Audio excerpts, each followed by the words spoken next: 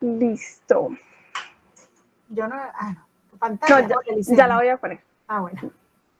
Ahora sí. Se me fue. Hasta hice spoiler ahí sin querer. Ignoren esos primeros 3 segundos. Bueno, ahora sí, misión Cassini Huygens. Pues vamos a empezar. Ahora sí. Listo. Entonces, vamos a hablar un poquito sobre Saturno en la historia, ¿cierto? Antes de irnos hasta la misión en sí, vamos a hablar sobre el planeta como tal. Entonces, no sé si alguien ha visto y puede hablar al respecto, si ha visto a Saturno en la noche, o sea, a simple vista, sin telescopio, sin binoculares, si lo han visto. Por ahí salieron y dijeron, ese es Saturno. Alguien de pronto dice, sí, yo lo he visto. Sí, Jerónimo, dale. No, pues sí, que yo he visto a veces en Saturno, uno va por la calle, uno, míralo, y uno lo logra diferenciar porque pues generalmente es muy brillante, pero no tanto como Venus o Júpiter, y pues Exacto. no titila, no es rojo como Marte, entonces ya por descarte, Saturno. Exacto, muy bien. Muchas gracias, Jerónimo. Así como él nos lo cuenta, así se ve, ¿cierto? Entonces sabemos que no es tan brillante como en el caso de Venus. Venus es súper brillante cuando se ve, Venus se ve, es en las cercanías del Sol, ¿cierto? Entonces amanecer, atardecer. Si vemos un punto súper brillante que no titila y que no está como en las cercanías del Sol, no puede ser Venus, ¿cierto? Tiene ya que ser entonces o Júpiter o Saturno, Marte también, pero a Marte también se distingue porque es rojizo. Entonces, digamos un puntico como blanquito, que no sea una estrella, que esté como ahí por la zona, por la eclíptica, ¿cierto? Que es la línea por la cual están los planetas, la luna. Entonces, muy seguramente, si no es muy brillante, así como lo describía él por descarte, puede ser Saturno. Igual, digamos, una forma más segura de saberlo es verificar previamente en alguna carta celeste de estas virtuales, que son las que están actualizadas con información, digamos, en cuanto a los planetas. Entonces, ahí podemos verificar primero dónde va a estar Saturno, si se está viendo, Entonces, por ejemplo, la aplicación que yo uso para el computador es Stellarium. Para el celular uso Sky Safari, pero también hay versiones como por ahí gratis de Stellarium. Entonces ahí les tiro pues como el dato para que también por ahí uno pueda estar pendiente y hacerle seguimiento, un star chartazo, listo, eso, un star chartazo. En este momento se está viendo Saturno, Lice. Yo creo que Porque sí. parte, hay mucha nube últimamente. Sí, es que ese es el tema, pero sí se está viendo, o sea, deberíamos estarlo viendo si no estuviéramos con una especie de invierno aquí como extraño, deberíamos estarlo viendo salir más o menos como alrededor de las 8 de la noche, o sea, creo que más temprano, pero más o menos a las 8 de la noche está como altico. Entonces a esa hora sí se puede observar bien. De hecho, hace unos días con otro grupo pues, de astronomía, el del pregrado de astronomía Hermes, estuvimos en el SENA tratando de observar en un SENA que queda aquí cerquita pues a la Universidad de Antioquia y estuvimos observando pues a Saturno, pero el tema son las nubes. El tema es que está complicada esta época de lluvia. Pero bueno, continuemos. Saturno en la historia. Entonces, así como lo describía Jerónimo, Saturno se puede observar a simple vista. ¿Cómo sabemos que es un planeta? Por esas características, no titila, se ve bastante brillante y más o menos está en la línea que llamamos eclíptica, que es como tratar de trazar una línea por el recorrido que hace el Sol en el año, y en esa misma línea van a estar todos los planetas y la Luna, un poquito salida de esa línea, pero ahí va a estar la Luna, ¿cierto? Entonces, desde la antigüedad, los astrónomos sabían ya, digamos, ya le tenían un seguimiento a Saturno y de ahí pues le pusieron el nombre a este dios como tal. Saturno es el equivalente de la mitología romana al dios de la mitología griega, Cronos, o sea, el del tiempo, ¿cierto? Entonces, si lo recuerdan por ahí, Cronos es el papá de Zeus, ¿cierto? Entonces ahí está el equivalente de los nombres de los planetas. Júpiter es Zeus, Saturno es Cronos, entonces de ahí viene como que le dieran ese nombre a Saturno, porque es el papá de Júpiter. Y ya luego pues viene Urano, ¿cierto? Que ya es el que sigue como en esa generación. ¿cierto? Entonces, bueno, Saturno conocido desde la antigüedad, pero lo único que se podía hacer por muchos siglos, por mucho tiempo, lo único que podía hacer la humanidad era observar el puntico, ese puntico, y registrar sus movimientos, ¿cierto? Entonces, saber más o menos en qué época va a estar dónde Saturno, pero igual recordemos que es un planeta que está bastante lejos del Sol, por lo que su órbita completa, o sea, su año, se demora demasiado, se demora como 100 algo, si no estoy mal, 100 algo de años, puede que me equivoque con ese dato, pero más o menos, o sea, en el orden de varias décadas se demora en dar un año, pues en darle la vuelta completa al Sol, ¿cierto? Entonces, eso era lo que se podía hacer en la época, registrar cuando estaba en mayor brillo Saturno, cuando estaba en tal constelación, y no se podía hacer mucho más. Y ya luego llegó la invención del telescopio y llegó este fantástico científico que empezó, pues dirigió como ese objeto, como ese catalejo que había en esa época, lo dirigió al cielo y empezó a buscar. Entonces lo dirigió hacia Saturno y lo que observó fue algo muy extraño. Observó, esto es como una especie de una recreación de lo que se cree que más o menos debió haber visto Galileo por el telescopio. Y es que como ven acá en el centro hay como una esferita grande y parece que a los lados hay como dos esferitas más pequeñas. Eso observó Galileo cuando vio Saturno y dijo, bueno, no sé, ¿esto qué será? ¿Por qué será como una bolita y otras dos más pequeñas? No sabemos. Entonces, eso hizo Galileo. Como a los 2 años volvió y observó y ya lo que vio fue la bolita sola, o sea, estas dos de los lados desaparecieron y volvió a ver solo la bolita del centro. Entonces, bueno, eso está extraño, algo está pasando ahí. Y luego, como a los 2 años más o menos, volvió a observar y otra vez tenía esas otras dos bolitas. Entonces era como, ¿qué es eso? ¿Qué pasa ahí? Entonces él empezó como con sus teorías de qué era lo que estaba pasando ahí. Entonces, de hecho, les decía como el planeta con orejas, que parecía como si Saturno tuviera orejas. Jerónimo, cuéntanos. Que no sé si habrás visto los dibujos que había hecho Galileo de cuando veía a Saturno, que dibujaba 3 pelotas junticas. Exacto, acá están. Acá están los dibujos que hacía Galileo. Entonces él hizo como varios dibujos para explicar qué era lo que él estaba observando a través de ese telescopio. Entonces él hizo así, como que, bueno, hay una bolita en el centro y hay como otras dos a los lados. ¿Qué será eso? Sí. Luego hizo una más parecida como un anillo y en esa fue como que las orejas de Saturno, ¿cierto? Que no sabía muy bien qué era, pero algo tenía como una estructura alrededor. Entonces estos son 3 dibujos que hizo Galileo cuando observó pues como a través de su telescopio y de hecho pues están publicados en un artículo que él publicó más adelante como en su vida. Entonces estos son los dibujos que hizo Galileo de esa primera observación de Saturno. Hasta ese momento nadie había visto en ningún detalle a Saturno. O sea, Galileo fue la primera persona que observó y vio algo raro alrededor de este planeta. Ya después, me adelanté, ya después viene este otro científico maravilloso, Christian Huygens, y este observa y observa y lo observa por mucho tiempo y empieza a analizar. Entonces hace como también varios dibujos, lo observa por, digamos, por periodos largos de tiempo, lo va observando, digamos, con algún tiempo de distancia, meses de distancia, para ir viendo como justamente esos cambios en esas dos esferitas que se veían alrededor, ¿cierto?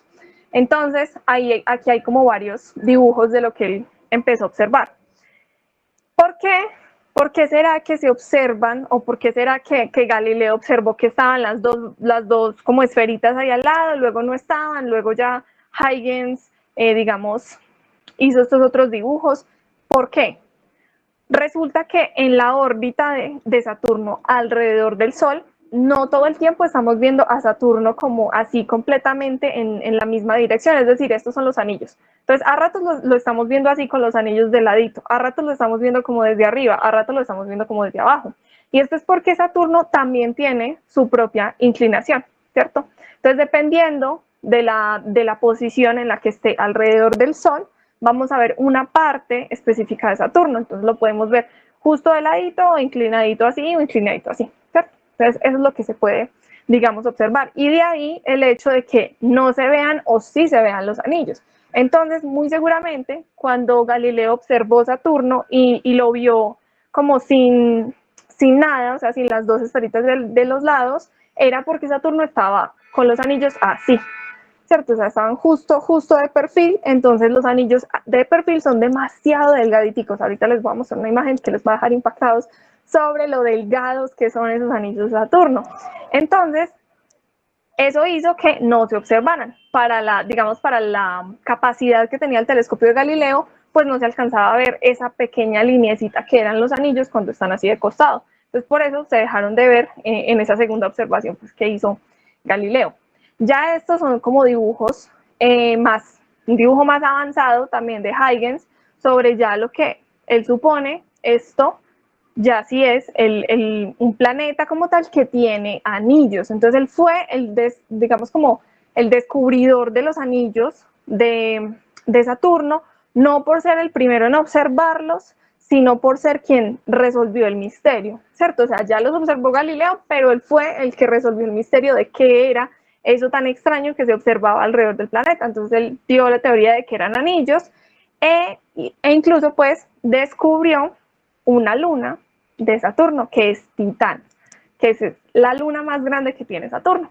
Entonces por acá vemos pues el dibujito ya como más chévere sobre ya la idea que uno tiene general de cómo es Saturno. Entonces ya una esfera, ¿cierto? Y los anillos alrededor de Saturno, y ahí sí empieza como este recorrido por lo que actualmente conocemos del planeta Saturno. Primera imagen cercana, o sea, imagínense todo el tiempo que tuvo que pasar desde que Huygens lo observó hasta que pudo ir una nave hasta allá y tomarle una fotografía. Ya con los telescopios se había podido obtener una que otra imagen, más o menos, ¿cierto? Porque también fue avanzando, a partir de esa época, pues se avanzó más en la fotografía, el tamaño de los telescopios, pero ir hasta allá, definitivamente, ir hasta el planeta y tomarle una foto es otra cosa.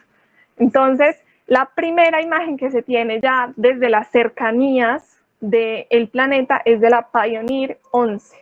Es la primera misión que va hasta Saturno. Pues tenerlo muy presente. Eso es 1900 algo. Esta es una fotografía de la época, la primera fotografía que se tiene, y definitivamente una cosa muy loca, que de pasar de no tener idea y de solo tener pues como unos vagos dibujos o imágenes en las que se ve Saturno, pero pequeñito, a tener esto ya así grandote, bien definido, pues bien definido para la época, claro, es un salto bastante grande, bastante importante, y la primera misión. Ya eso lo que hace es impulsar todavía más, digamos, las ganas del mundo científico de saber más sobre ese planeta. Es como, listo, ya confirmamos que tiene anillos, pero bueno, ¿y esos anillos qué? ¿Cómo surgieron? ¿De qué materiales están hechos? ¿Será que siempre han existido?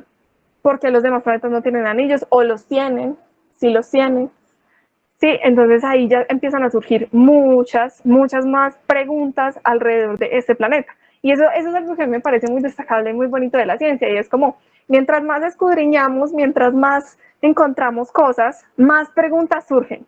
Mientras más sabemos, más preguntas surgen. Entonces, como que no hay un final, siempre hay mucho más por aprender, siempre hay mucho más por saber.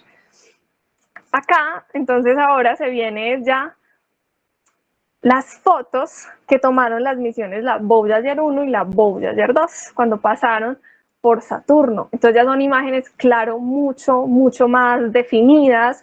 Ya se ve, por ejemplo, en esta, se ven súper bien los anillos, se ve la separación que hay en algunos de sus anillos. Y no solo eso, se ven las líneas, como esos cinturones de tormentas que tiene Saturno a su alrededor. Se alcanza a vislumbrar aquí un poquito el polo norte, y ya hay mucho más detalle de los anillos, de la estructura de los anillos como tal. Entonces miren, por ejemplo, esto. Esta imagen es en falso color, ¿cierto? Lo pintan así, por así decirlo, para entender más o menos la composición de los anillos. Y los anillos están compuestos de roca y hielo. Básicamente, roca y hielo, de diferentes tamaños, pero en esencia es eso. Y ya la forma como tal, vamos a ver más adelante, porque está, digamos, influenciada, la forma de los anillos. Y esta ya es una imagen como a mayor detalle de esa, ya, digamos, la superficie como tal de Saturno, pero no es una superficie porque en términos de superficie no es algo duro, ¿cierto? Sino que Saturno es un planeta gaseoso, recordemos que es un planeta gaseoso, entonces no tiene así como una capa dura, como por decir la Tierra, Marte, Mercurio, sino que es puro gas, ¿cierto? Es puro gas y esto es lo que se alcanza a ver como en esa atmósfera gaseosa de Saturno. Recordemos acá otros datos de Saturno chéveres. Saturno es el planeta menos denso del sistema solar, el menos denso que el agua. Entonces imagínense, si tuviéramos alguna forma de hacer una piscina de tamaño planetario y poner a Saturno ahí encima, Saturno flotaría. Entonces ahí está, dato curioso, Saturno flota.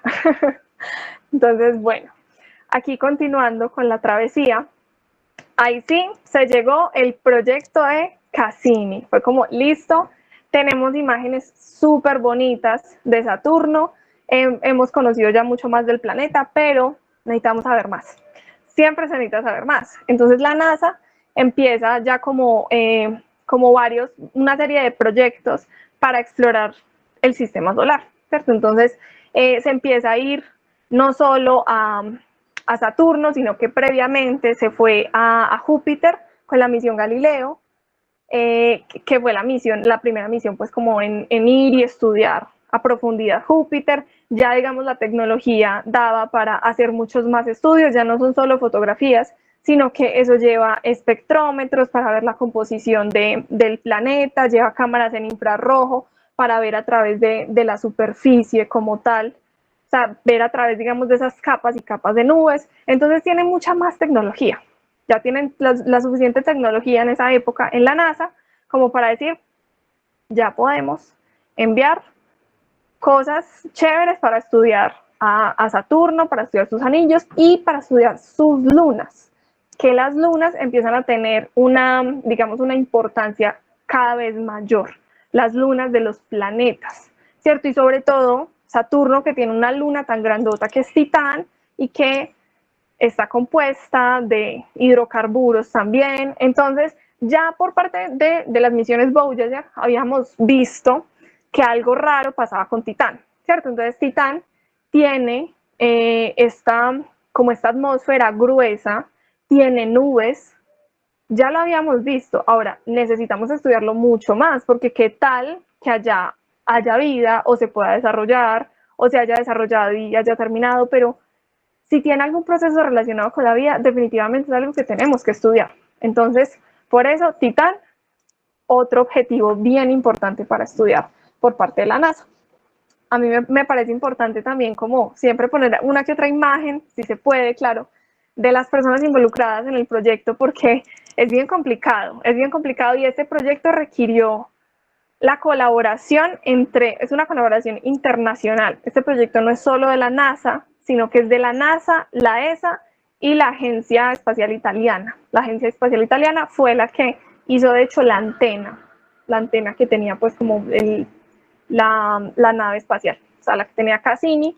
La ESA hizo la sonda Huygens, que ya les voy a hablar como de cada una, y la NASA se encargó pues de Cassini como tal. Entonces fue una colaboración internacional, intervinieron como, creo que unos 20 países, dieron también como algo de presupuesto y los científicos casi siempre provienen de muchos países, de más o menos 20 y algo de países provenían los científicos. Entonces esto definitivamente son colaboraciones que requieren de muchas personas, requieren de mucho dinero y requieren de mucho tiempo. Siempre son años los que tardan en desarrollarse cada parte, porque hay que ver qué objetivos científicos tienen, hay que planear las órbitas, hay que planear las partes técnicas, hay que ver entonces qué instrumentos llevar, qué instrumentos de pronto salen muy costosos para llevar, luego diseñar la nave como tal, luego del diseño construir cada parte, luego de la construcción de cada parte,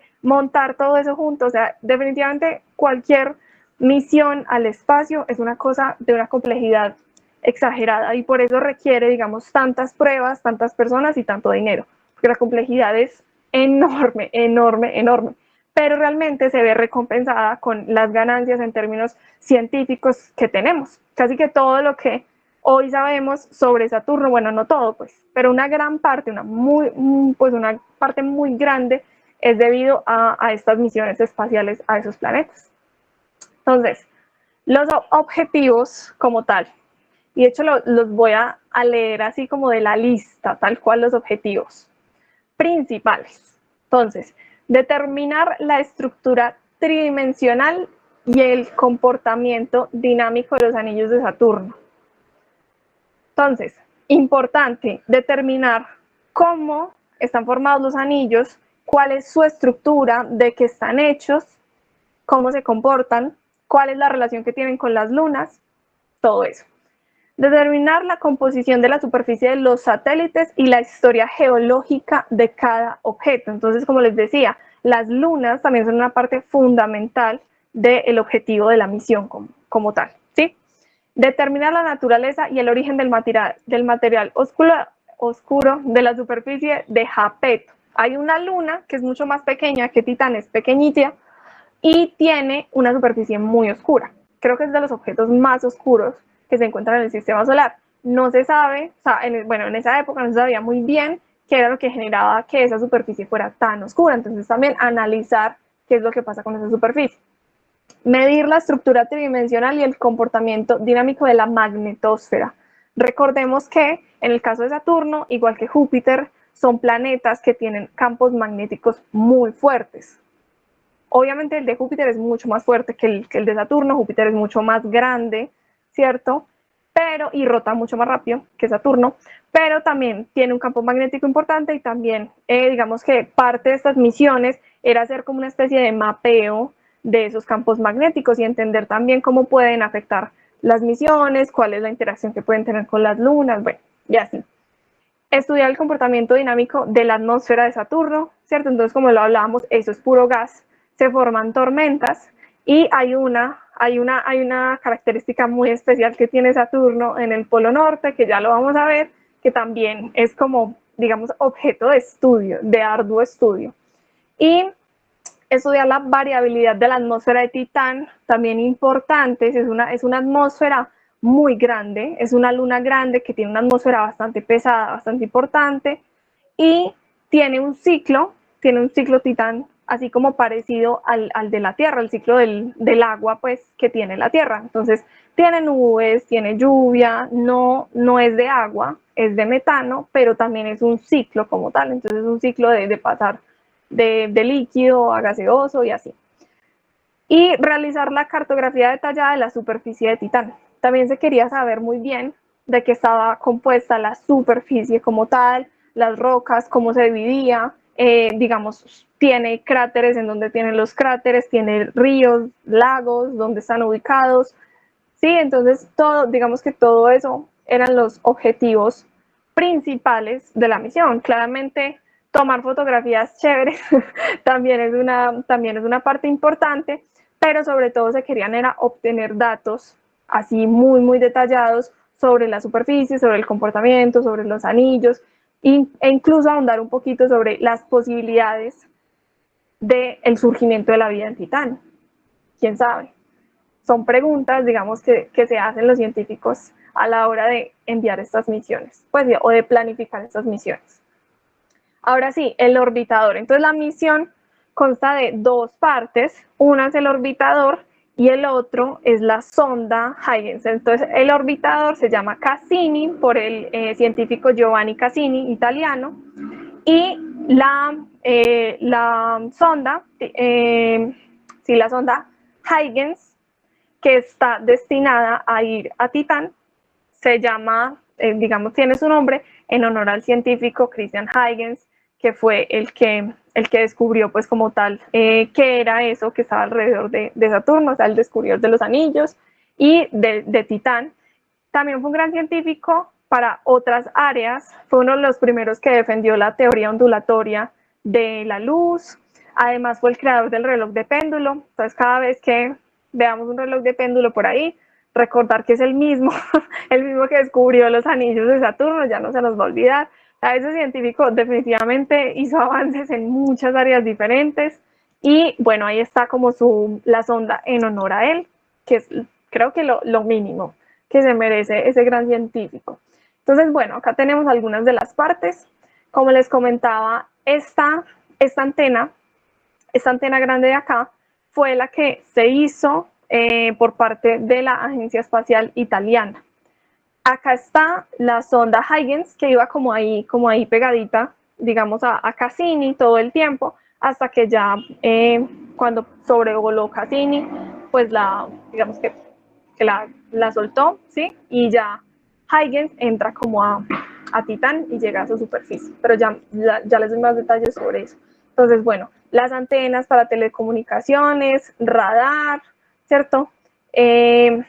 Estas son los generadores de electricidad, ¿cierto? Entonces, digamos, este tipo de naves espaciales, como están tan lejos del Sol, no pueden depender de la energía solar. Entonces, por lo general, utilizan energía proveniente, pues, como del decaimiento radioactivo. Entonces, en este caso, tenía como tres generadores. Bueno, este es uno y por acá tiene otro. ¿Dónde está? Bueno, ahí tienen los generadores.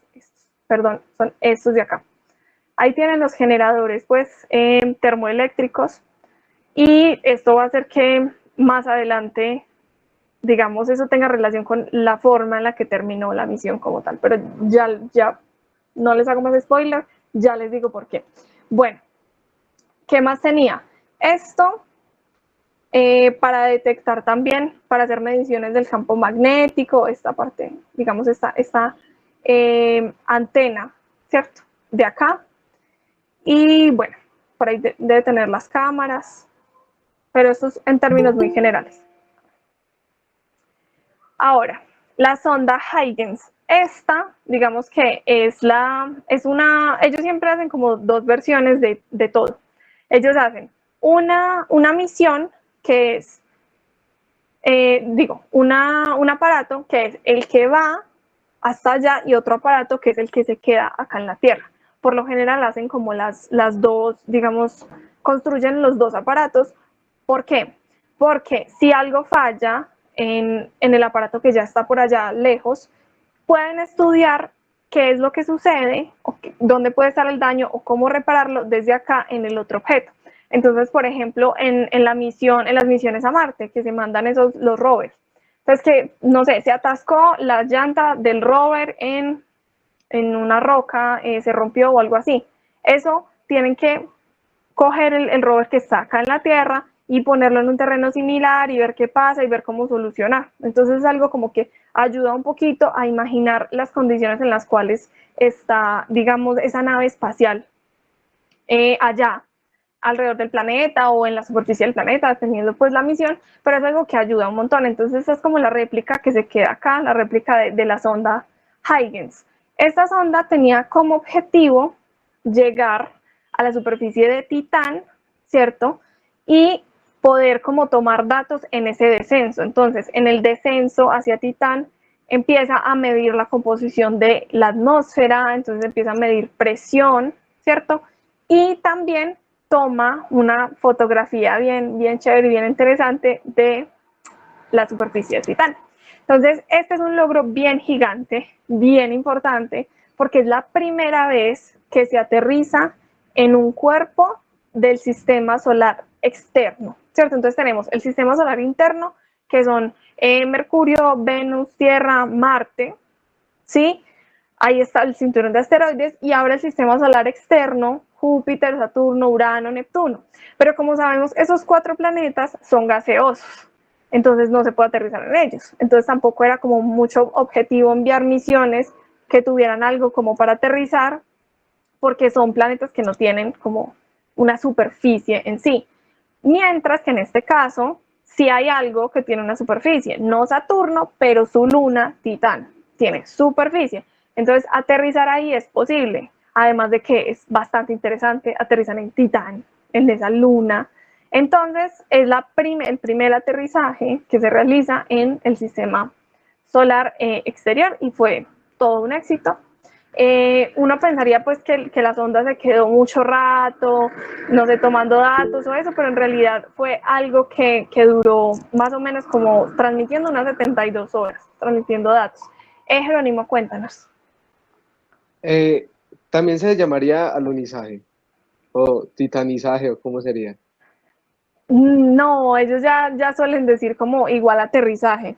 O sea, como que la palabra que nosotros solemos utilizar como alunizaje o incluso he escuchado la de amartizaje, algo así. Como que ellos dicen, como para generalizar, más bien solo llamemos aterrizaje a todo y que sea aterrizaje en la Luna, aterrizaje en Marte, aterrizaje en Titán. Como que para no estar designando Ok, digamos, un pues nombre sí, porque específico yo a por lo que cada cuerpo. sí, porque lo que tenía entendido es que el prefijo a la Tierra, pues aterrizar, parquear pues como estacionarse en la Tierra, entonces por eso.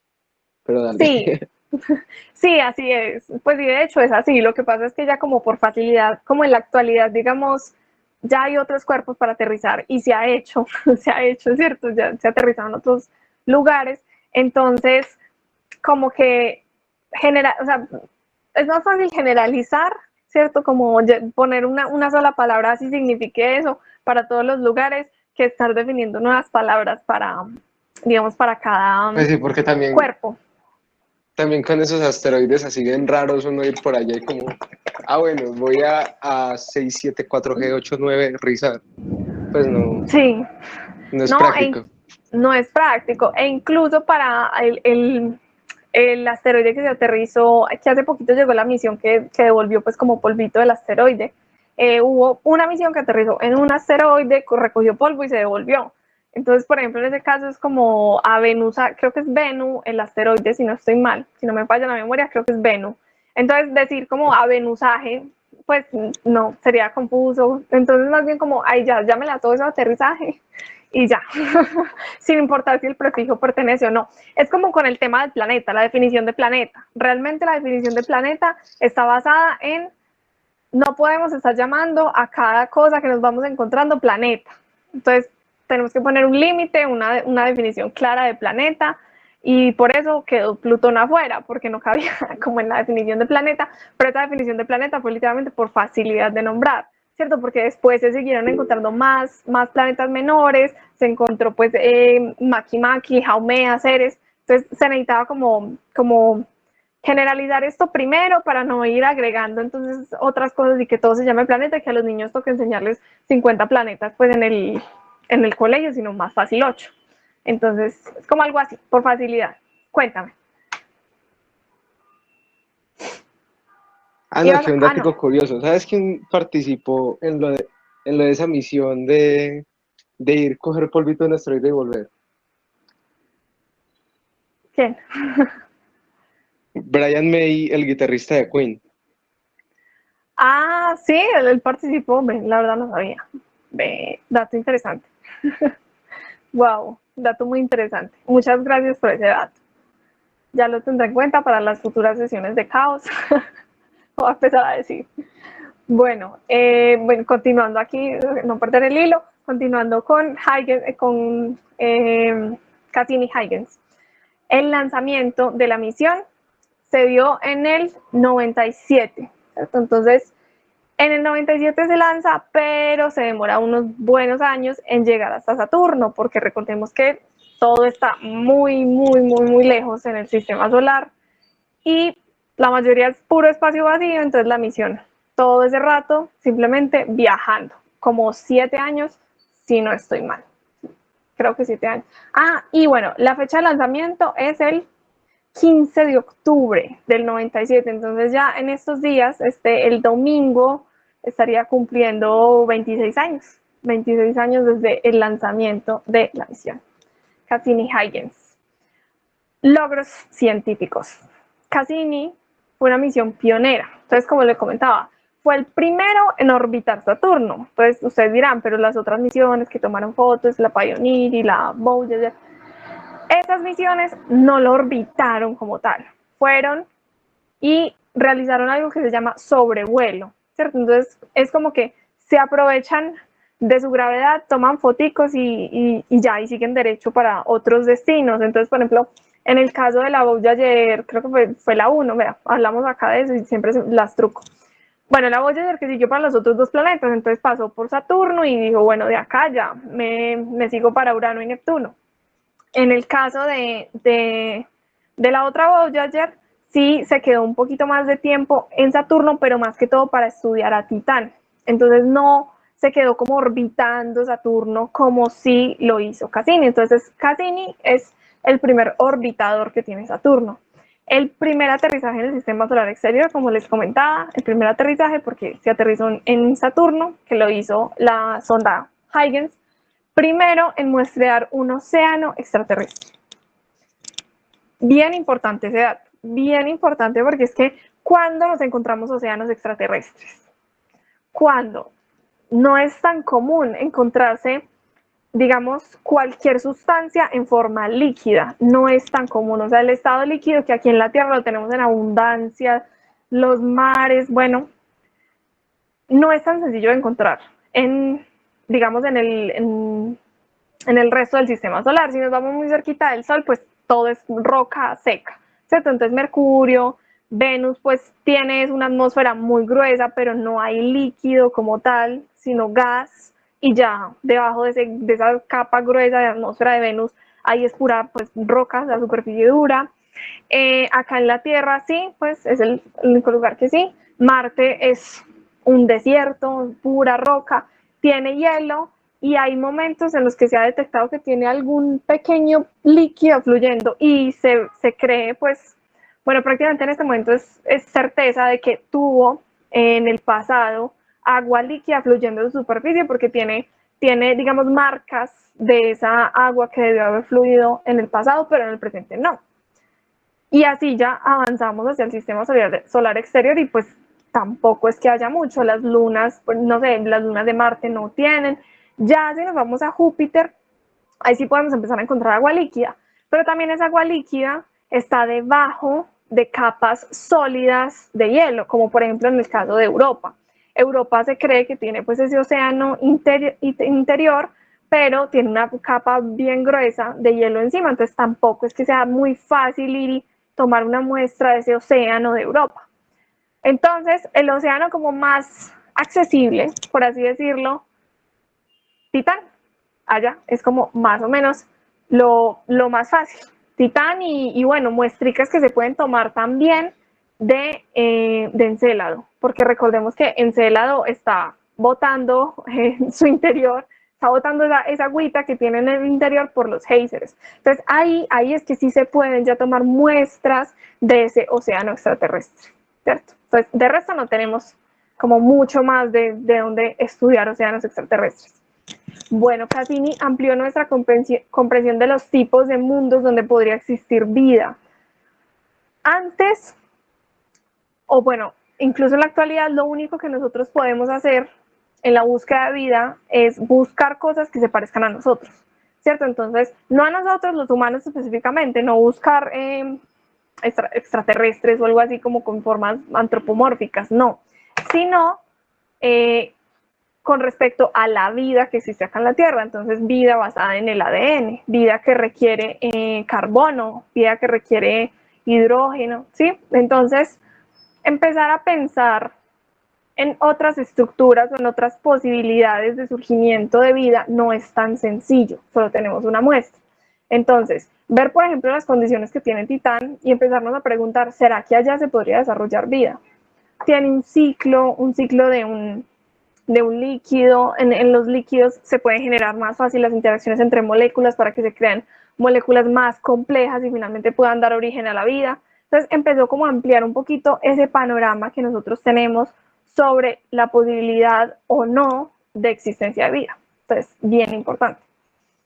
Bueno, también reveló que Titán es uno de los mundos más parecidos a la Tierra, por lo que les comentaba, tiene su ciclo, tiene una atmósfera gruesa, y arrojó luz sobre la historia de nuestro planeta de origen, o sea, ¿cierto? Muchas de las cosas, así como lo vimos, por ejemplo, con la misión Apolo, muchas de las cosas más importantes que se hacen con estas misiones y con en general el estudio de la astronomía es reflejar un poquito de ese conocimiento que encontramos allá en la Tierra. Entonces, si así se formó eso allá, se puede formar en la Tierra, ¿cómo se formó en la Tierra?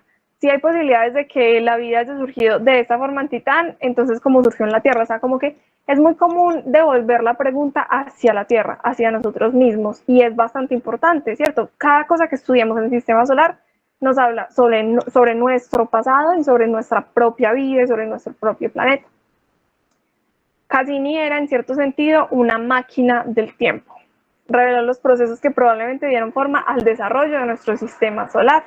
¿Cierto? También, como les comentaba, estudiar el resto de cuerpos del sistema solar nos da una idea de cómo se formaron, en qué momento y por qué procesos se formaron, ¿cierto? Entonces, por ejemplo, tenemos la teoría de que el primero que se formó fue Júpiter y de ahí se formaron los otros gaseosos, que luego al final fue que se formaron los interiores. Todo eso no es conocimiento que tengamos de hace mucho tiempo, es conocimiento muy reciente y es conocimiento, digamos, que lo hemos obtenido gracias a estas misiones espaciales y gracias al avance de la tecnología que nos permite ahora estudiar las cosas a una profundidad mucho mayor e ir hasta allá y con todos los instrumentos de última tecnología para observar absolutamente todo lo que tenga de información, digamos, estos otros cuerpos. La larga misión de Cassini nos permitió observar el clima y los cambios estacionales en otro planeta. Esto es bien interesante. A mí me encanta tratar como de entender ese tema de las estaciones en otros planetas, porque a veces uno los ve como, bueno, es una esfera ahí de gas, se debe mantener como igual todo el tiempo, se ve como muy lisita, muy perfecta, o cuando le vemos las tormentas, pues pensamos, bueno, sí, tiene tormentas ahí orbitando, pero pues listo, todo el tiempo son iguales, y realmente no es igual, ¿cierto? Entonces, lo que hay en ese planeta, las tormentas incluidas, dependen bastante también de la estación. Entonces, cualquier planeta que tenga una inclinación con respecto al Sol va a tener estaciones. Que las estaciones tienen una duración muy diferente, que por ejemplo en el caso de Urano, que Urano es así, orbita así como súper torcido, es mucho más complicado que las estaciones, por ejemplo, acá en la Tierra. También es interesante analizarlas en los otros cuerpos, ¿cierto? O sea, son estaciones. Verano, invierno, toda la cosa. Obviamente digamos, no implican lo mismo que implica aquí en la Tierra. Entonces, pensamos en invierno y pensamos en nieve. Eso no ocurre en esos otros planetas, pero sí tienen época de invierno en el sentido de que el polo, digamos, invierno para el polo norte de ese planeta. Entonces, ese polo norte no va a tener mucha luz solar, digamos, en el avance de los días. En el avance de los días no va a tener mucha radiación solar, entonces a eso le llamamos que está haciendo invierno en el hemisferio norte del planeta. Entonces, eso también ocurre en estos planetas, así estén muy lejos, también les ocurre invierno, verano, otoño, bueno, la parte de los equinoccios, eso también ocurre con duraciones muy diferentes. Acá estamos acostumbrados a que las estaciones, acostumbrados no, porque aquí en el Ecuador pues tampoco es que nosotros tengamos estaciones, pero los demás humanos en el planeta que viven más hacia las zonas norte y sur están acostumbrados a que las estaciones duran más o menos 3 meses. Para uno de estos planetas que tiene un año tan largo, esas estaciones son de años, son de muchos años. Entonces es un contraste bien interesante. Cassini reveló que las lunas de Saturno son mundos únicos con sus propias historias que contar. Y es que sí, cada luna, así se vean, digamos, como un poco opacadas por su gran planeta, las lunas son bien interesantes. Y en el caso de Titán, Titán es más grande incluso que Mercurio. Entonces imagínense, si Titán estuviera orbitando el Sol, sería otro planeta bien importante y bien interesante para estudiar. Y no solo eso, sino que el hecho de que las lunas estén afectadas por esa interacción gravitacional, no solo con el Sol, sino con su propio planeta, hace que también tengan otra característica especial que no se puede encontrar, digamos, en los planetas. Y es que una de las razones por las que se busca vida en la zona de habitabilidad, no sé si han escuchado el término, es que cada estrella tiene asociada una zona de habitabilidad, es decir, una zona en la que se espera que haya agua líquida por la temperatura. ¿cierto? Pero resulta que las lunas nos dan una nueva posibilidad. Y es que como están tan cerca de su planeta les genera otro tipo de energía, que ya es una energía interna, y que esa energía también puede hacer que fluya líquido en su superficie o por debajo de su superficie, como en el caso de Encélado y Europa. Y es la gravedad de su planeta.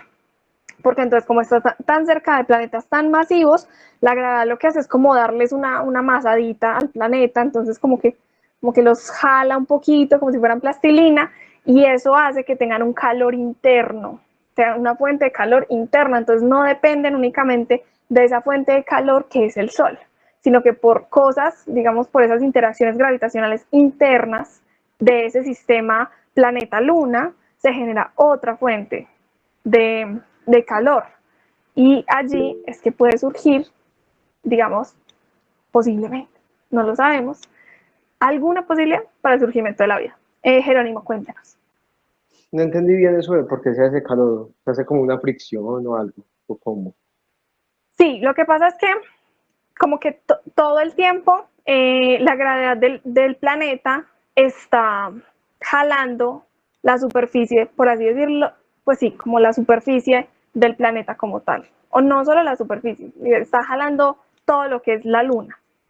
Entonces, ese movimiento genera energía y esa energía se transforma en calor, en el caso de los planetas, en el caso de la energía gravitacional. Así como por decir, las mareas acá en la Tierra, que las genera la Luna, ¿cierto? Sube el agua, baja el agua, eso es algún tipo de energía, ¿sí? Pues no necesariamente esa, digamos, esa energía en el caso de la Luna va a generar en sí calor, pero es energía potencial gravitacional. Eso en el caso de los planetas sí genera calor, porque también la fricción genera calor. Entonces hay una fuente de calor interna de, de, ese, de esas lunas, ¿Sí? ¿Ya un poquito más claro o todavía no? Sí, ya, muchas gracias. Ah, bueno, dale. Bueno, Cassini nos muestra la complejidad de los anillos de Saturno y los dramáticos procesos que operan dentro de ellos. Esos anillos de Saturno son una cosa bien chévere, bien interesante. Son muchos y de hecho pues hay uno que es bien especial, que es el anillo, creo que es el E, que está creado enteramente por el rastro de hielo que va dejando Encélado. Entonces, Encélado es esa otra luna de Saturno que es bien bonita, bien interesante, que es chiquitica, pero lo que tiene interesante es que como tiene ese calor interno, entonces tiene como un océano subterráneo, o sea, océano líquido subterráneo, y ese océano tiene una salida por sus polos, entonces tiene como unos géiseres, y por ahí sale el agua de su interior hacia el exterior y de una, pues como eso está tan frío, se convierte en hielo. Y ese hielo queda ahí orbitando alrededor de Saturno y ese es uno de los anillos de Saturno. Entonces ese mecanismo tan complejo, tan bonito, digamos también nos habla de ese origen tan chévere, tan interesante de los anillos de Saturno. Y también los anillos de Saturno no son los únicos anillos del sistema solar. Recordemos que Júpiter tiene anillos, Urano y Neptuno también tienen anillos. Y son anillos muy diferentes. Pero entonces también, ¿por qué los de Saturno son más grandes, más bonitos? ¿Qué pasa? Ahora, esos anillos existieron siempre. Esos anillos van a existir siempre. Esos anillos van a tener siempre esas características. Porque, por ejemplo, la Tierra no tiene anillos. O sea, como que se abren un montón de posibilidades en ese estudio de los anillos de Saturno, que son justamente los más chéveres, los más llamativos. Bueno, Cassini representó un logro asombroso en términos de complejidad humana y técnica al encontrar formas innovadoras de utilizar la nave espacial.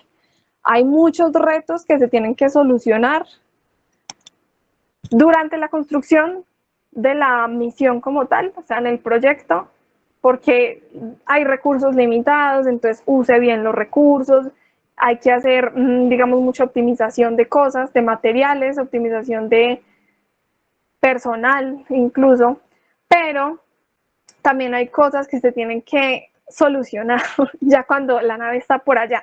Entonces, falló una cosa, falló la otra. Entonces, hay cosas que se tienen que tener previstas, hay otras que no se tienen previstas y se tienen que solucionar ya sobre la marcha. Y eso también habla mucho como de la calidad, digamos, de las personas involucradas en estas misiones. Entonces, siempre también hacer ese reconocimiento a los logros humanos, ¿sí? No es que sea la misión o no es que sea solo el nombre NASA o solo el nombre ESA o solo el nombre de la Agencia Espacial Italiana, que no me acuerdo. Creo que es... Bueno, no me acuerdo, démoslo así. La Agencia Espacial Italiana, no solo el nombre de ellos, es que hay nombres reales de personas asociadas. Hay muchas personas que le dedican décadas de su vida a trabajar en un solo proyecto, como por ejemplo, no sé, el telescopio espacial James Webb. No sé si han visto el documental de Netflix, pero me ha dejado súper impactada ver que hay científicos que empezaron su carrera de ciencias, pues bueno, su trabajo más bien, la parte profesional en el telescopio espacial James Webb. Y llevan 20 años trabajando en el James Webb hasta su lanzamiento. Entonces, toda su vida profesional, hay personas que tienen toda su vida profesional enteramente dedicada al mismo proyecto. Entonces, pensar también en esas personas que han estado ahí trabajando incansablemente, en las personas que lo armaron. Imagínense la cantidad de cables. Tiene 14 kilómetros de cables. Ustedes pueden imaginarse 14 kilómetros de cables que tiene esa nave espacial. Es una cosa demasiado impresionante. Y Cassini reveló la belleza de Saturno, sus anillos y lunas, inspirando nuestra sensación de asombro.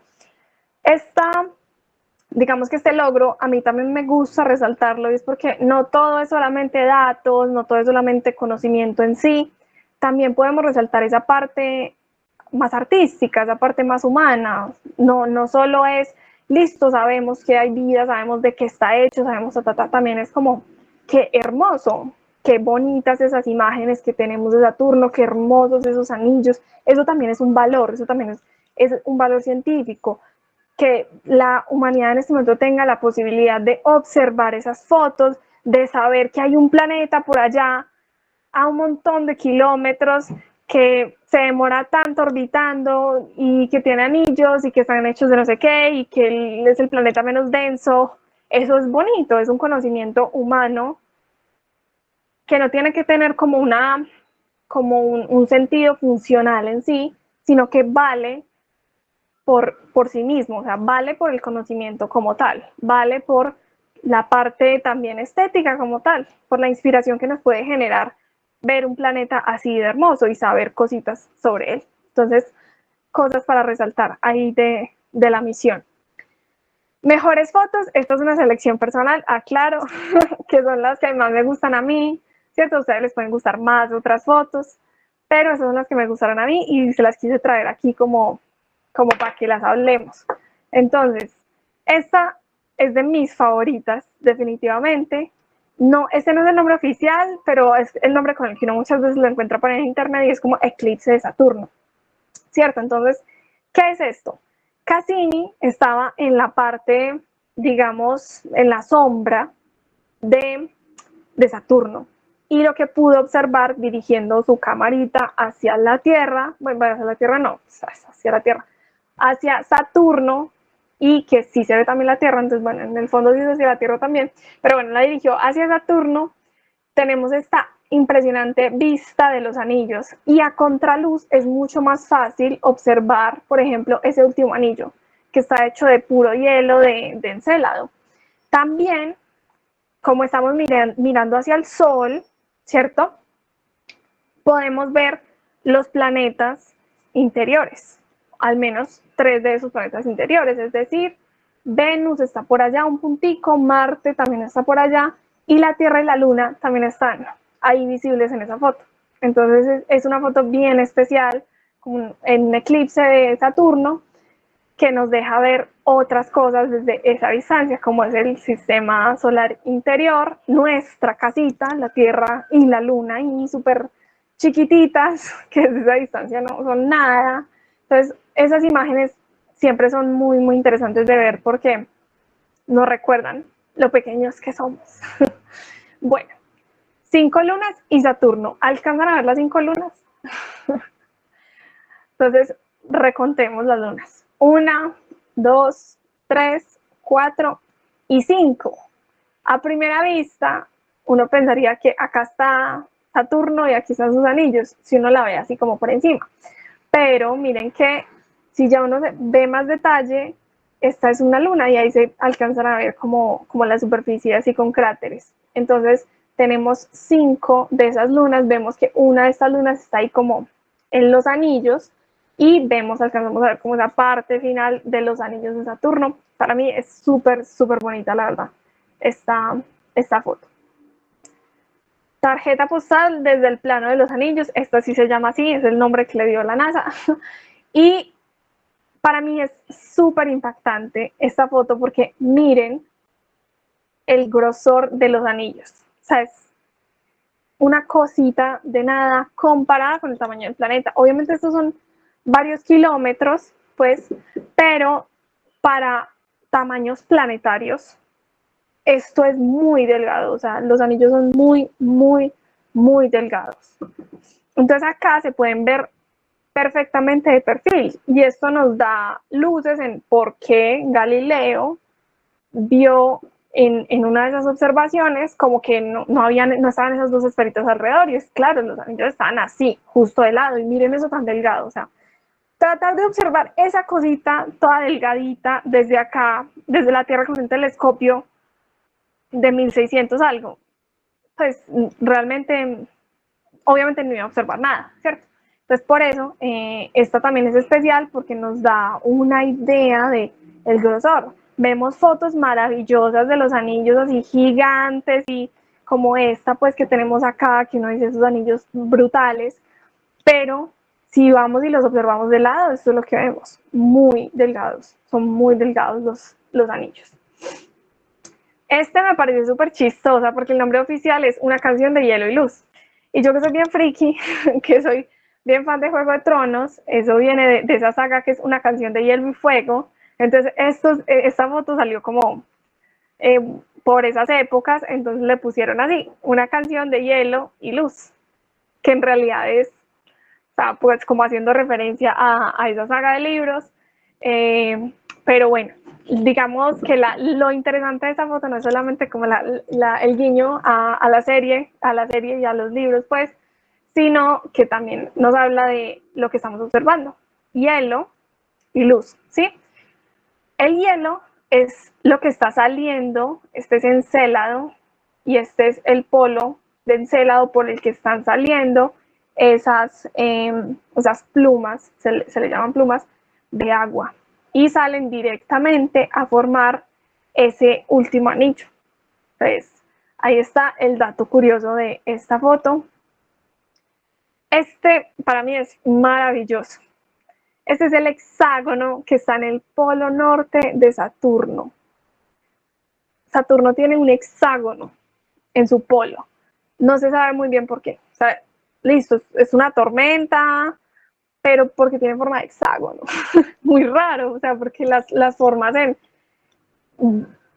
el sistema solar, en una esfera de gas que da vueltas, pues porque tendría que terminar formando un hexágono. Esto sigue siendo un misterio. Pero el misterio tiene todavía más cosas por resolver y estas son fotografías en color real, estas no son en color falso, son color real. Y cada una está tomada en años diferentes. Creo que hay como 2 años de distancia entre el uno y el otro. Y están tomadas en, escúchenlo bien, estaciones diferentes. Estaciones. Entonces recordemos el tema de que Saturno tiene verano, invierno y todo. Esto está en estaciones diferentes. Entonces nos encontramos con que el color de las tormentas de Saturno, en este caso, de la tormenta que tiene en el polo norte, en su hexágono, cambia dependiendo la época del año. Entonces, ahí vemos que la interacción que tengan estas tormentas con el Sol es importante a nivel de esa interacción química que está sucediendo ahí, que hace que cambie el color de la tormenta. Y este dato a mí me dejó como, uff, o sea, me parece impresionante que hasta el color de ese hexágono cambia dependiendo de la época. Entonces ya lo saben, ya no se les va a olvidar nunca que Saturno tiene estaciones y que esas estaciones hacen cambiar el color del hexágono que tiene en el polo norte. Ondas en los anillos. Este me parece hermoso. Esta es la luna, si no estoy mal, Dafne, que está dentro del anillo como tal, o sea, dentro del espacio entre dos anillos. Y cuando la luna va pasando, debido a su interacción gravitacional, genera como unas onditas, como unas olas en los anillos. Entonces acá tenemos como una vista superior, por así decirlo, de esos anillos y las onditas que se generan ahí. Entonces eso también me parece una foto espectacular y nos recuerda también que Saturno tiene estas lunas bien especiales que se llaman las lunas pastoras, que son las lunas que están cerquita de los anillos y le dan la forma a los anillos, la forma que les observamos, ¿cierto? Entonces ahí está Dafne generando onditas en estos dos anillos. Dato, lunas pastoras son las que están ahí entre los anillos, sosteniéndole esa forma tan bonita a los anillos. Titán, claro que sí. Estas son fotografías tomadas por Cassini de Titán. Se alcanza a ver como que hay unos recuadros y es porque es una foto armada, ¿sí? No es como que pasó Cassini y tomó la fotografía así tal cual y salió, sino que fue tomando fotos progresivas hasta formar toda como una especie de mapita de toda la superficie pues de Titán. Esta fotografía es en infrarrojo, entonces no es una fotografía en sí porque no es invisible, sino es una imagen de infrarrojo de Titán. ¿Por qué en infrarrojo? Porque el infrarrojo permite ver a través de esas primeras capas de la atmósfera. Si nosotros tratamos de ver a Titán en luz visible, lo que vamos a ver es como una bola lisa, pues que es de gas, que es esa capa de arriba de la atmósfera que tapa todo. Pero en infrarrojo podemos atravesar esa primera capa y tener una vista un poquito más detallada ya de esa superficie de Titán como tal. Entonces esta fotografía también es bien especial. Si uno busca Titán en Google, a veces sale como la de visible, que se ve una bola ahí de gas. Mientras que esta que es en infrarrojo, se puede ver mucho más detalle sobre Titán. Ahora, Titán por Huygens. Esta fotografía fue la que tomó la sonda Huygens cuando llegó a la superficie de Titán. Y esto fue lo que se observó. Entonces, yo creo que yo he visto esta foto como a veces la hacen pasar como si fuera superficie de Marte, pero esta es la superficie de Titán, mucho más interesante todavía. O sea, a Marte ya hemos ido mucho, pero a Titán no. Entonces, esta foto tiene un montón de rocas, ahí se alcanzan a ver las rocas que estaban alrededor de donde aterrizó la sonda y se ve que es un lugar árido, que es un lugar desértico en esta zona donde aterrizó, pero mientras iba bajando la sonda, pues sí podía, digamos, tomar más datos de la atmósfera. Esta para mí es de las mejores, y es que tenemos tres cosas muy bonitas. Tenemos, primero, eclipse de Titán, que si bien esto no es como el anillo de fuego que vamos a ver en el eclipse del sábado, no, sino que es la luz proveniente del Sol, como pasa a través de la atmósfera de Titán. Entonces acá podemos ver que esa atmósfera de Titán es bien gruesa, bien importante esa atmósfera. Pasa a través de la atmósfera y la hace brillar, entonces genera como una especie de eclipse de Titán. Por acá tenemos a Encélado, que es la otra luna interesante, hermosa, la que forma el otro anillo, de la que sabemos, hemos tomado datos en sí de su océano. Y los anillos de Saturno, o sea, tres cosas maravillosas de lo más especial que tiene Saturno en una sola foto. Y no solo eso, sino eclipse, o sea, una cosa, para mí esta es de las fotos más hermosas que uno puede encontrar de cualquier cosa en el sistema solar. Y bueno, importante que esas dos lunas son como los dos objetivos para el tema de búsqueda de vida. Los anillos se ven como en perspectiva, ¿Cómo así que en perspectiva? O sea, como que si esta es una sola toma, o no entiendo muy bien a qué se refiere la pregunta. No está Como- completa, digo yo. Como, o sea, este es un pedazo de los anillos. Sí, no está Sí. completa. Sí, no está completa, es un pedacito nomás de los anillos. Ujú. O sea, como que aquí siguen todavía más y por acá bien lejos está el planeta y por acá siguen todavía más. Es como una partecita de los anillos y la foto sí es tomada pues como directamente, no es composición. No sé si eso era o lo de en perspectiva. Me cuentas ahí, sí. Sí era. Ah, bueno, dale. Y ahora sí, fin de la misión.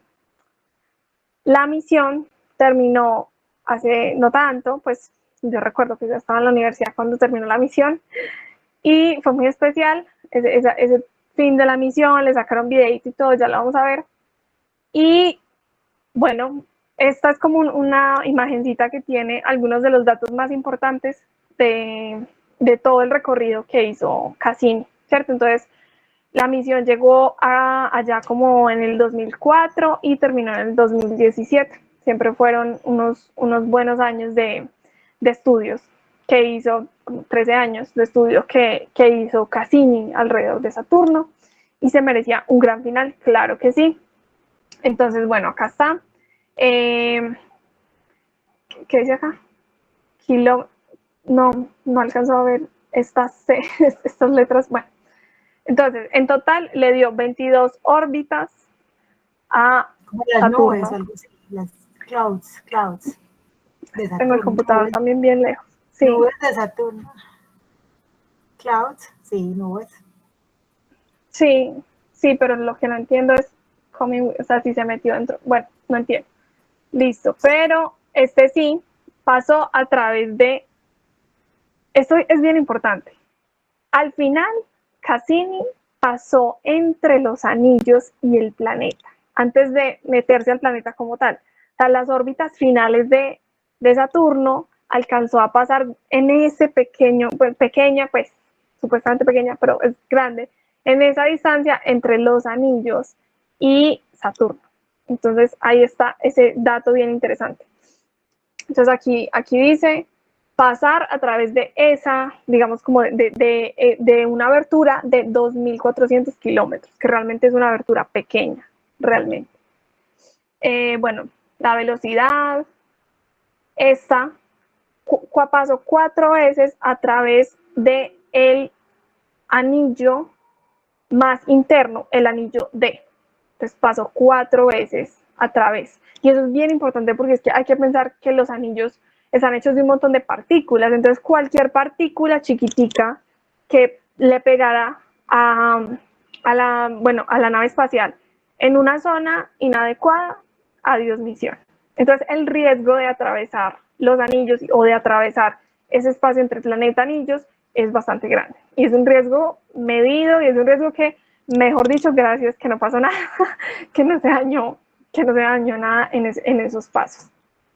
Bueno, 5 veces por la parte, digamos, más alta de la atmósfera de Saturno. Y aquí está lo de una sumergida final en la atmósfera de Saturno, que es lo que vamos a ver a continuación. Un video que me parece muy bonito, que le sacaron ahí a la misión. A lone explorer. On a mission to reveal the grandeur of Saturn, its rings and moons.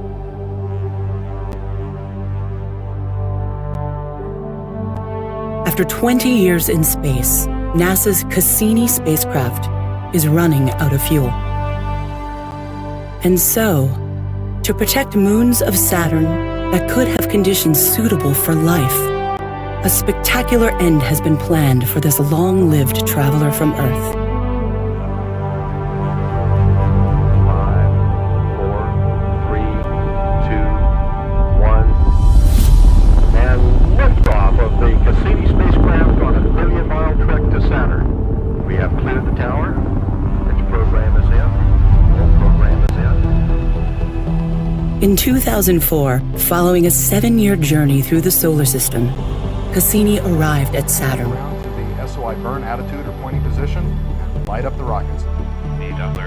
The spacecraft carried a passenger, the European Huygens probe, the first human-made object to land on a world in the distant outer solar system. Huygens arrival on Saturn's moon Titan. For over a decade, Cassini has shared the wonders of Saturn and its family of icy moons, taking us to astounding worlds where methane rivers run to a methane sea, where jets of ice and gas are blasting material into space from a liquid water ocean that might harbor the ingredients for life.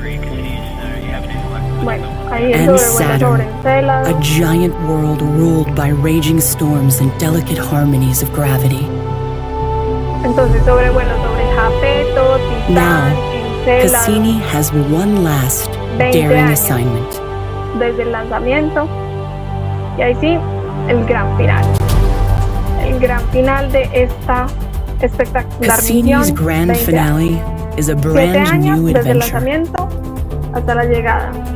22 llegada dives through the al space planeta como between tal. Saturn and its rings, Y ahí nos están explicando lo de que se metió en el as it espacio repeatedly entre el braves planeta y this los unexplored anillos. region. Cassini seeks new insights about the origins of the rings and the nature of the planet's interior, closer to Saturn than ever before.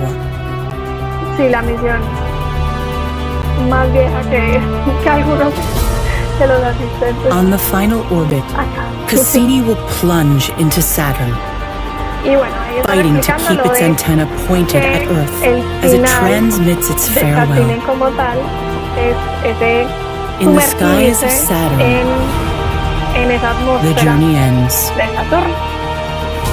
Y ahí as termina. Cassini becomes part Esta of the planet animación me parece itself. súper bonita, como de cómo se vería. O sea, no tenemos imágenes reales de cómo se vio, pero esta animación definitivamente es súper bonita de cómo se va destruyendo en la atmósfera la nave espacial. El final de la misión, 15 de septiembre del 2017. Ya hace que 6 años. Uy, qué montón. Bueno, hace 6 años. Ay, no, incluso, o sea, días después de la fundación del club. O sea, El otro un día. día, sí, el club se fundó el 14 de septiembre del 2017 y al día siguiente murió Cassini. Pues la sonda, ¿cierto? La sonda Cassini, no el científico al cual debe el nombre. Pero bueno, ahí está. ¿Por qué decidieron, no sé, sumergir a Cassini, lanzar a Cassini hacia adentro de Saturno? ¿Por qué? Resulta que, como lo comentaba al inicio, Cassini tenía como unas baterías que utilizan radioactividad para generar energía, ¿cierto? Entonces tenía como esos generadores de caimiento de radioisótopos. Y eso puede ser dañino para la vida. Entonces, para proteger las lunas de Encélado y Titán, sobre todo, que son en las que se quiere investigar la posibilidad de vida, para proteger y que al dejar la nave de pronto sin energía, que pueda empezar a dar órbitas erráticas, porque hay muchos objetos ahí interactuando. O sea, es un sistema bien complejo como para decir, no, tenemos completa certeza de que esta nave nunca va a chocar con ninguna de esas lunas. No hay certeza completa. O sea, si no se está haciendo correcciones constantes desde acá, desde la Tierra, si la nave no tiene energía ya para hacer esas correcciones, no se puede asegurar que la nave no vaya a chocar contra algunas de esas dos lunas o otras, ¿cierto? Entonces la idea era no arriesgarse y destruir esa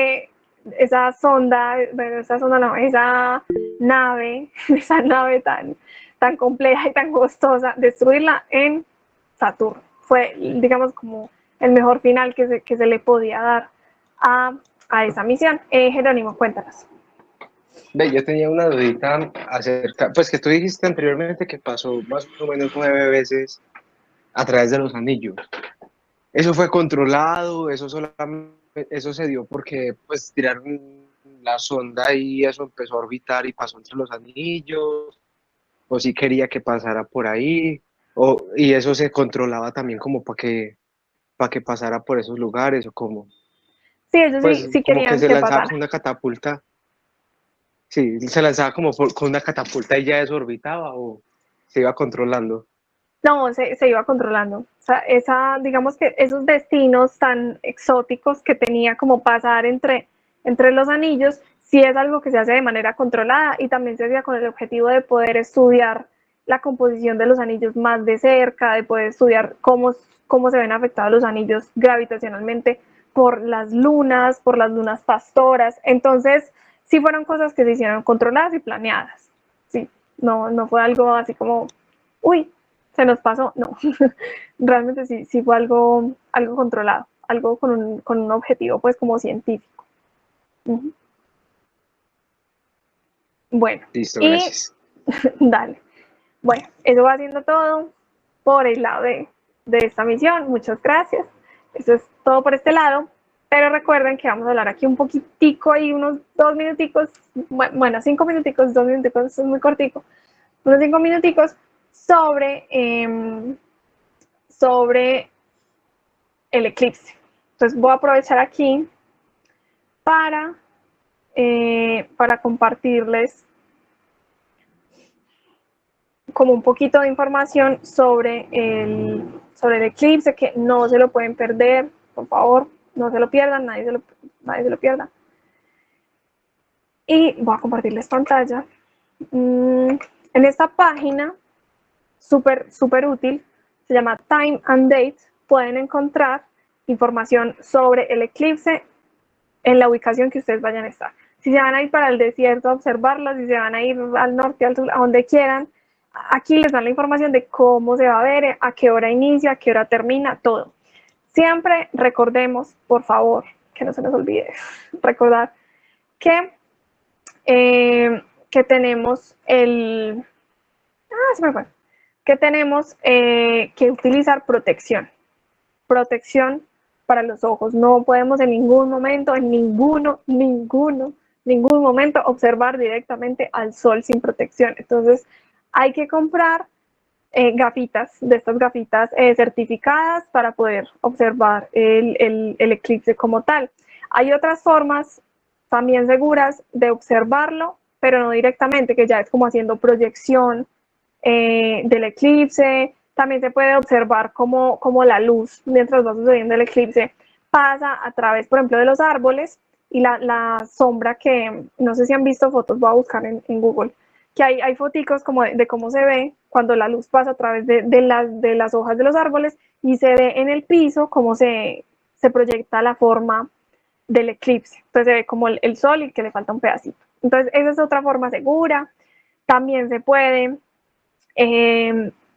reflejando el sol en un espejo y luego proyectándolo en una pared. O sea, hay varias formas. O sea, se puede con una caja, o sea, se pueden buscar otras formas en el caso pues de que no quieran o no tengan la posibilidad de acceder como a las gafas de eclipse. Jerónimo, cuéntanos.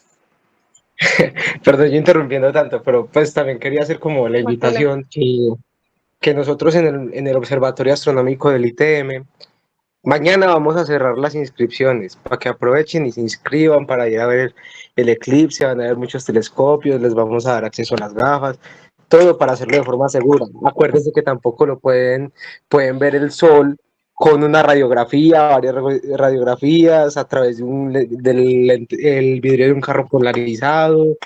No vayan a hacerse ese daño, por favor. Eso, muchas gracias ahí por toda la información. Ahí ya saben, chicos, por si no tienen dónde ir a ver el eclipse con Eso. telescopios y todo eso. Lo, Ahí lo- está. lo ven en Instagram, @museo ITM. Listo. Eso. De una, muchas gracias. Si quieres, dejas ahí de pronto el link en el chat o algo así.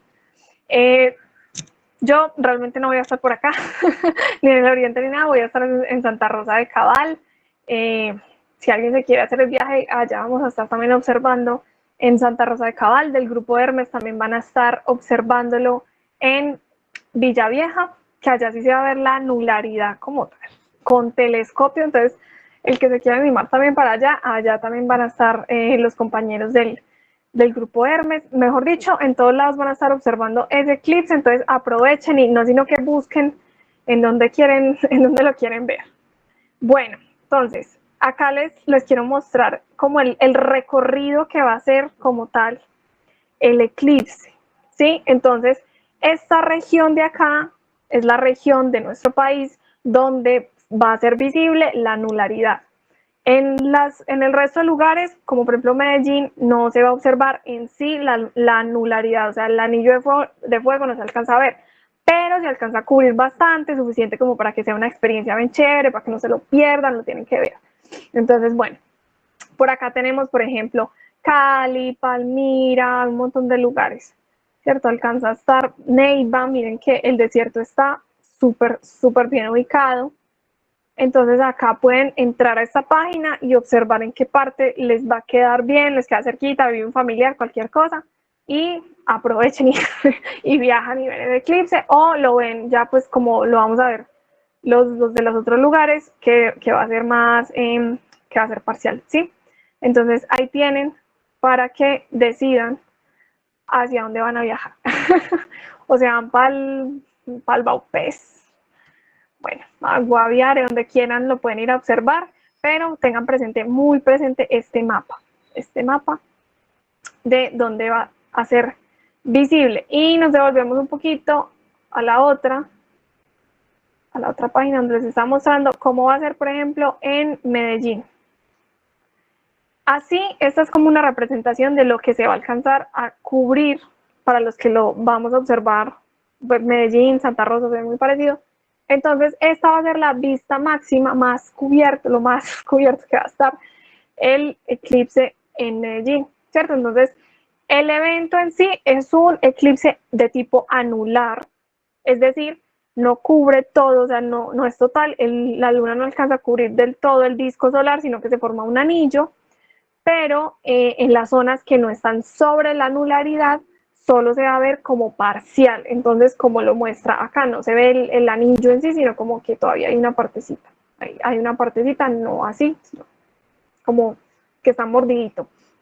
Entonces, en Medellín empieza a las 11:41, el máximo a la 1:30 más o menos, ahí pendientes, pegados con las gafas, así observando ese máximo, y termina más o menos a las 3 y algo. La duración total, 3 horas y 29 minutos. Entonces aquí está como el evento, y tienen otros eventos, miren qué chévere, para que nos preparemos entonces para otros eclipses lunares, que son los que se vienen, lunares porque ya parcial solo tenemos hasta, solar, perdón, solo tenemos hasta el 2028. Entonces aprovechemos, porque qué pereza esperar hasta el 2028 a observar ese eclipse. Si quieren saber de más ciudades o así, aquí lo pueden buscar. Si se van para otra ciudad, aquí pueden poner en búsqueda por ciudad, o sí, por ciudad, departamento, como quieran, y ahí les va a aparecer si se ve. Y por acá está la información de otras ciudades, pero se me perdió. Bueno, ahí está también, estaba Armenia, de hecho por ahí han sacado, ¿cómo es? Como imágenes que lo resumen todo. Miren cómo se va a ver en Neiva. Hola, cuéntame. En Río Negro también, así a la misma hora como en Medellín, ¿cierto? Sí, es casi igual, pero pongamos Río Negro directamente, que aquí lo podemos poner, Río Negro, y así se va a ver en Río Negro. 87.53% en su máximo, y dice que empieza a las 11:41.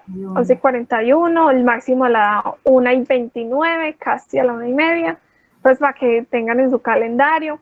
Otra opción que alguna vez hicimos en Caos, hace años ya, muy buenos años, como 4, fue con el coso vidrio para soldar, si no estoy mal, número 14 en adelante, nada menos de 14, pero nada menos de 14.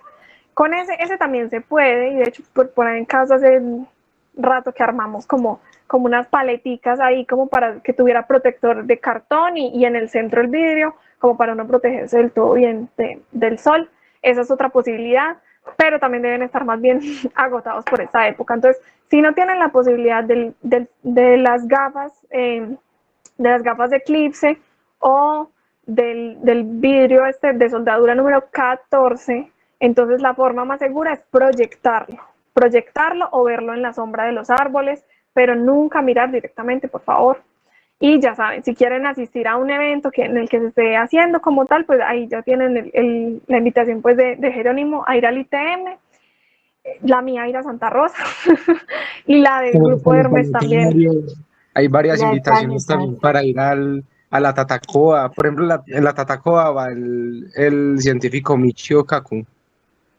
Sí, uy, no sabía ese dato, uy, por Dios, tremendo. Eso va a Súper. estar buenísimo. Uy, va a estar bien chévere, pero bien lleno y bien costoso.